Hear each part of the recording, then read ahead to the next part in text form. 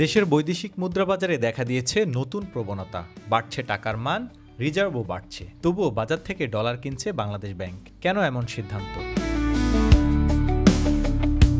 কেন্দ্রীয় ব্যাংকের নয়া নীতির ফলে টাকার মান বেড়েছে প্রায় 2 টাকা 90 পয়সা। একসময় যেখানে ডলারের আন্তঃব্যাংক হার ছিল 122 টাকার ওপরে, সেখানে এখন তা নেমে এসেছে 120 টাকায়। অর্থনীতিবিদদের মতে অবমূল্যায়নের যুগ থেকে স্থিতিশীল বিনিময় হারে প্রবেশ করেছে বাংলাদেশ।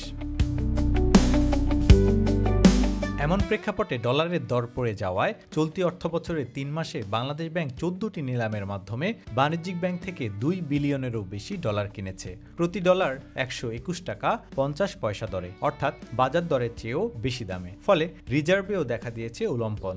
5 অক্টোবর পর্যন্ত বৈদেশিক মুদ্রার রিজার্ভ দাঁড়িয়েছে 31.5 বিলিয়ন ডলারে।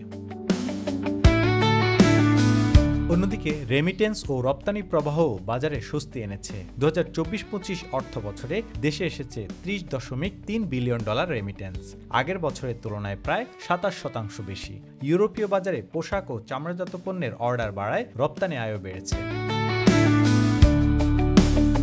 এদিকে হুন্ডি ও মানি লন্ডারিং কমায় বৈধ পথে রেমিটেন্স প্রবাহ বেড়েছে। ফলে ডলারের সরবরাহ স্থিতিশীল থেকেছে, বাজারে আতঙ্ক কমেছে। বিশ্লেষকরা বলছেন, ডলারের স্থিতিশীল দর বজায় থাকলে রপ্তানি ও রেমিটেন্স হবে টেকসই। তবে দীর্ঘমেয়াদে কাঠামোগত সংস্কার ছাড়া এই ভারসাম্য ধরে রাখা বেশ কঠিন, এমনটাই বলছেন বিশেষজ্ঞরা।